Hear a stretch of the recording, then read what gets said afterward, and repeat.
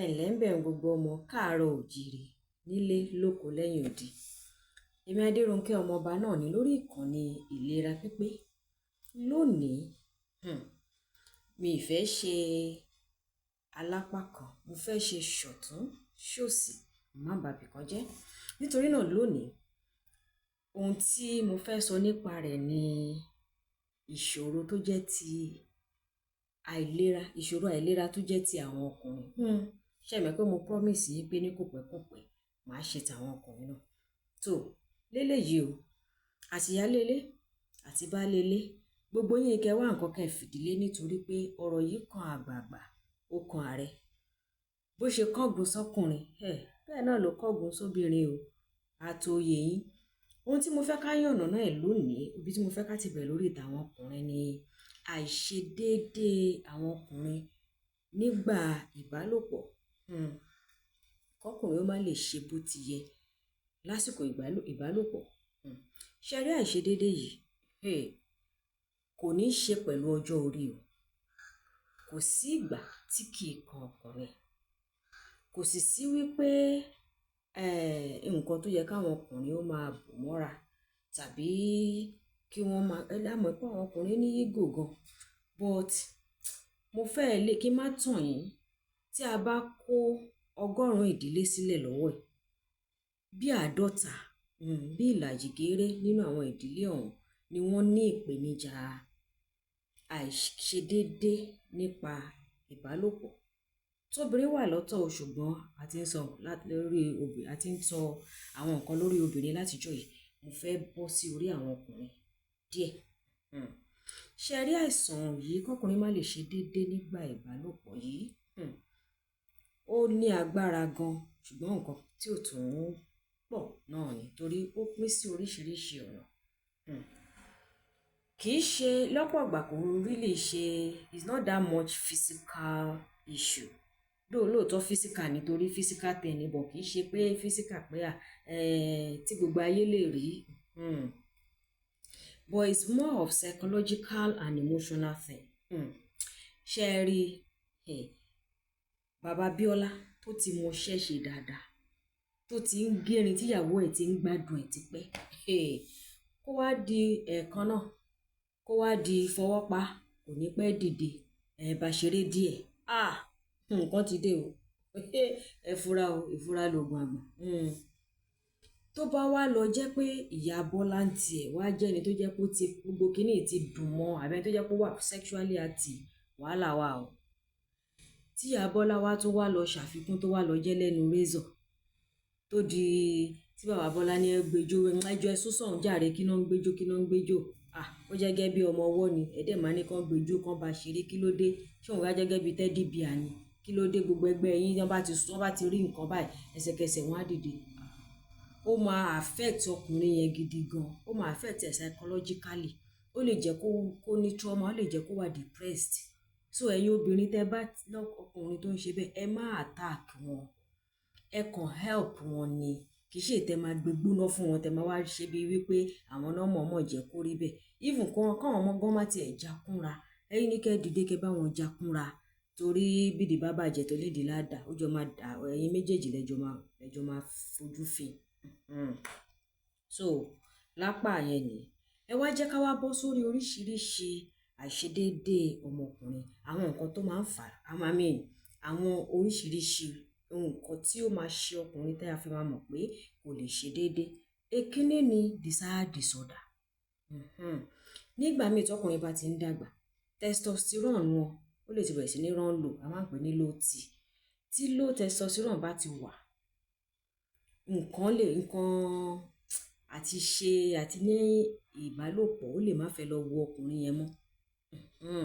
Lọ́pọ̀ ọgbà àwọn obìnrin gbà mí máa misinterpret, wọ́n á ní àbáwọn ọ̀run sọkọ àwọn ni, ó ti ń ṣe kinní kan níta ni.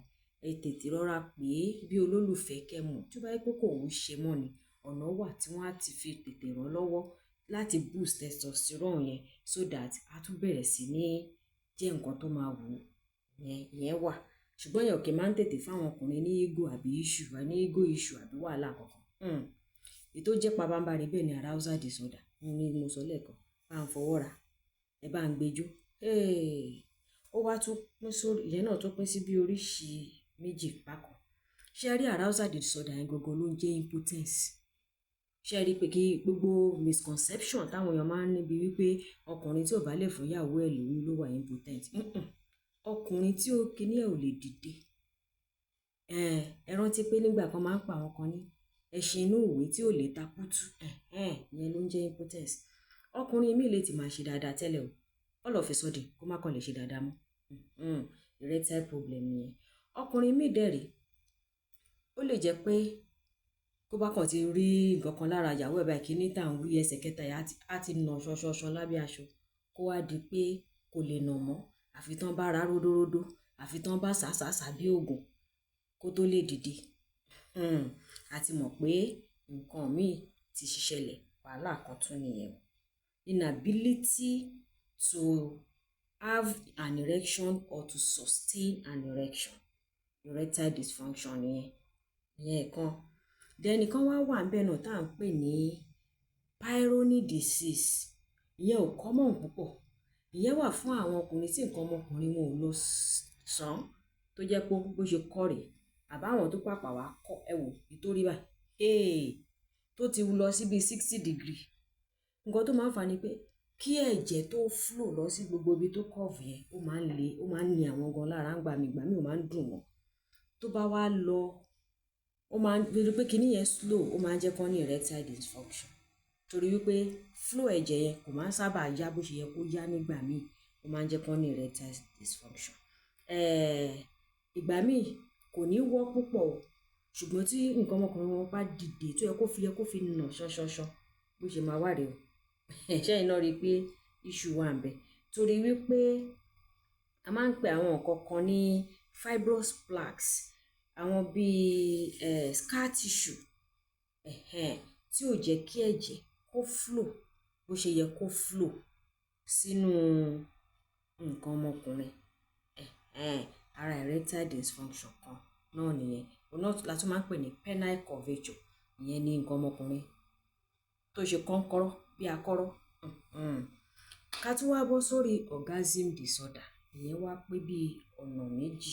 Orgasm disorder yẹn ni pé kí ọkùnrin yẹn, lára yẹn la ti rí oríṣi mẹ́ta gan ni. Tó ti bá ní kí n mú ní orgasm disorder, tá bá rí ìkan wà tó ń jẹ́ retrograde. Ọmọkùnrin á ti ṣiṣẹ́, ó ti bà lé obìnrin, ó ti wọlé jáde tó bá dásìkò tí gbogbo ara ẹ̀ ti ń gbọ̀ pẹ̀pẹ̀pẹ̀pẹ̀ ó ti fẹ́ dé, á kàn rí pé nǹkan kan ò jáde ni. Á wá rí, á fìlẹ̀ nínú ara ẹ̀ pé nǹkan tó yẹ kó jáde síta ó padà sẹ́yìn ni. Inú bladder ni kíní yẹn máa padà lọ. Retrograde orgasm nìyẹn. Ìyẹn ni tọkùnrin bá ń dá àtọ̀ sílé ìtọ̀ instead of kó dà síta àbí sára obìnrin. Ìyẹn ẹ̀ṣẹ̀ yẹn lé ní. Another one ni an ejaculation.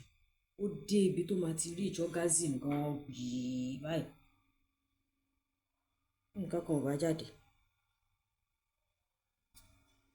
Ó rùn kò rùn. Ó wọlé jáde, nǹkan kan ò jáde. Ẹ mọ̀ kọ́kùnrin ti ṣiṣẹ́ kó má reach orgasm. Àwọn èèyàn máa miscontrol ẹ̀. Wọ́n máa rò pé bóyá àwọn good gan ni ó pé káwọn tó dà. Ṣùgbọ́n ọkùnrin mi á kọ́ rí pé òun gún lọ sókè lọ sódò, ó gbé lápá, ó fà lẹ́yìn, ó fà lẹ́sẹ̀, ó lo system oríṣi 12. Kò wá o. Wàhálà ni. Kì í ṣe pé wọ́n ló mọ̀ ọ́ ṣe. Nígbà míì ẹ lè ti lo oògùn ló gbá gbogbo àwọn oríṣiríṣi àpòpọ̀ táwọn ọkùnrin máa ń lò kì í jẹ́ kí wọ́n tètè mọ nǹkan tó ń ṣe àwọn. Irú yẹn ń sìn issue ni o. Nígbà míì ọkùnrin mi ó dìgbà tó bá pàpà wá bọ́ sí bathroom tó lọ lo ọṣẹ ló máa tó dà. Ṣé rí pé wàhálà kan nìyẹn náà. Èyí tó tún jẹ́ ìkẹta lórí orgasm disorder yìí náà ni premature ejaculation. Kọ́kùnrin ó tètè dà. Ó máa reach orgasm yẹn so fast ẹ máa rò pé kí ló ṣẹlẹ̀ kẹ̀. Ibi tó burú sí o. Ọkùnrin mi ibi foreplay báyìí á ti dà sí ṣòkòtò.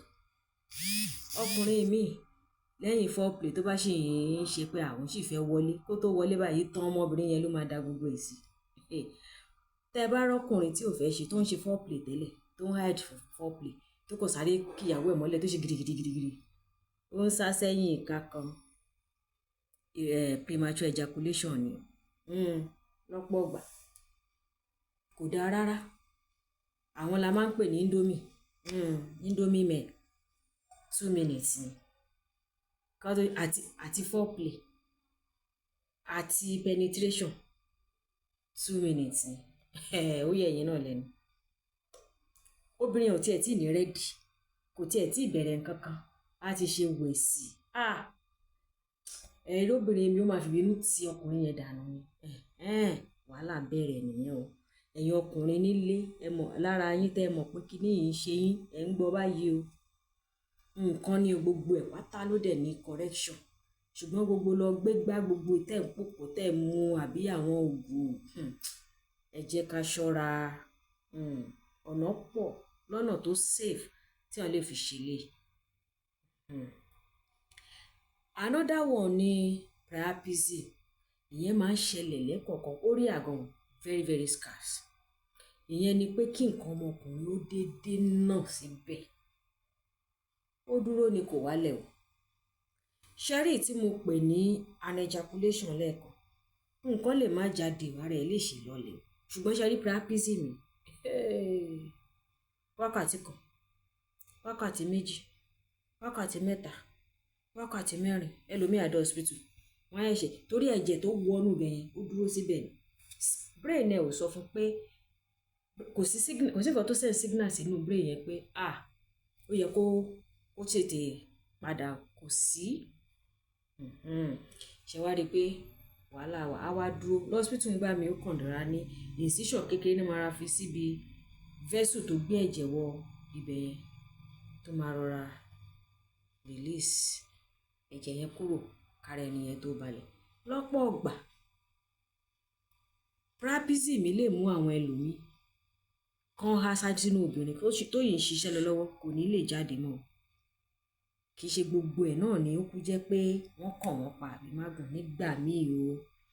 Nígbà míì kẹ̀sìrẹ́ àfọwọ́fà ni wọ́n ti pokú lúlú pọ̀ mọ́ ṣàpá wọ́n ti gbé jógbó wọ́n ti gbé mọ́jàgbá wọ́n ti dà sọ́fun nǹkan tó yẹ kán lò fún ọ̀sẹ̀ kan wọ́n ti lò ní wákàtí kan gbogbo ẹ̀ wá di wọn iṣẹ́ tó yẹ kó ṣe fọ́sẹ̀ kan nǹkan ọmọkùnrin náà wá fẹ́ ṣe wákàtí kan ṣe ti rí pé wàhálà nìyẹn. Ṣé wáyé nígbà míì tí nǹkan ọmọkùnrin ò bá tètè dìde ẹ máa jẹ́ ká lọ sí ilé ìwòsàn torí nígbà míì ó lè jẹ́ pé vascular issue ni o ó lè jẹ́ pé ẹ̀jẹ̀ ò lọ bó ṣe yẹ kó lọ mọ́ ẹlòmíì gan ti ní IBP ni kò mọ̀ torí pé inú arteries inú vessels ẹ̀jẹ̀ ò flow bó ṣe yẹ kó flow nǹkan kan ti ṣẹlẹ̀ ó lè jẹ́ vascular issue ni so kẹ́ẹ̀dì yẹn mú.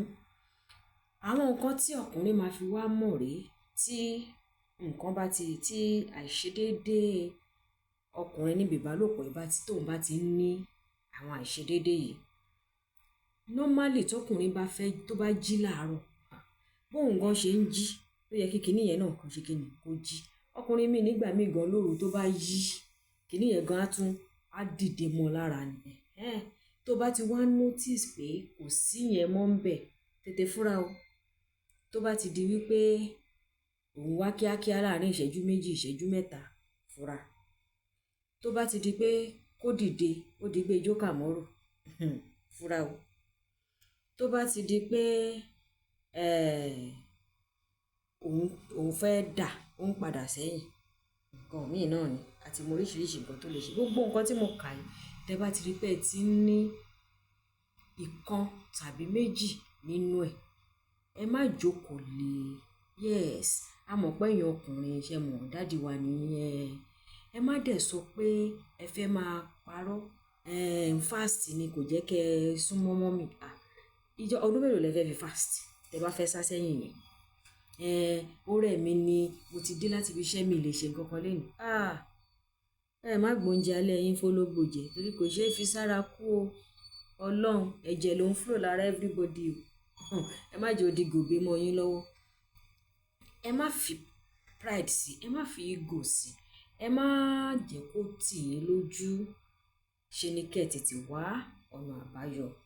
Nínú àwọn fọ́nrán tó máa tẹ̀lé lè má sọ ìkọ̀ọ̀kan bó ṣe rí, ìkọ̀ọ̀kan nǹkan tí wọ́n jẹ́, ìkọ̀ọ̀kan àwọn nǹkan tá a kà yìí, ọ̀nà tí wọ́n ń gbà, nǹkan tó ń fà wọ́n, nǹkan téèyàn máa sá fún àti nǹkan téèyàn ò gbọdọ̀ ṣe, àti nǹkan téèyàn gbọdọ̀ ṣe tí gbogbo nǹkan máa fi lọ, tó máa fi lọ létòlétò bá dẹ̀dà ṣe dá pé kó yẹ kó lọ kankan. A máa yànnàná ẹ̀. Àtàwọn oúnjẹ tó yẹ kẹ́ ẹ jẹun, tó yẹ kẹ́ ẹ sá fún, gbogbo ẹ̀ la máa yànnàná ẹ̀ ní ìsọ̀rí ká lè fi ran ara wa lọ́wọ́. Mo tún wá rọ gbogbo ẹ̀yin obìnrin, tí ẹ bá ṣàkíyèsí pé ọkọ yín, olólùfẹ́ yín, àbẹ́ni tẹ́ ẹ mọ̀ ó ní àwọn ìṣòro yìí, ẹ má wọ̀ mọ́ wọn lọ́wọ́, ẹ má gbé níjà, ẹ má ṣe lálágídí, ẹ má ṣe lóníbínú. Ọ̀nà àbáyọ ní kẹ́yìn náà wá, kẹ́sì fi pẹ̀lẹ́kùtù present ẹ̀. Don't show it as his face pé ó nìyẹn o, gbà àgbo kan ni mo tún lọ bẹ́ẹ̀ ṣe yẹn o, òun ló ní ṣe kinní kan. Tìfẹ́tìfẹ́, pẹ̀lú ìrẹ̀lẹ̀, pẹ̀lú sùúrù ní kẹ́ ṣe gbélé wọn lọ́wọ́. Àwọn náà ó fìfẹ́ gbà, wọ́n á lò ó. Ṣebí ẹbí kí gbogbo nǹkan lè dáa náà ni.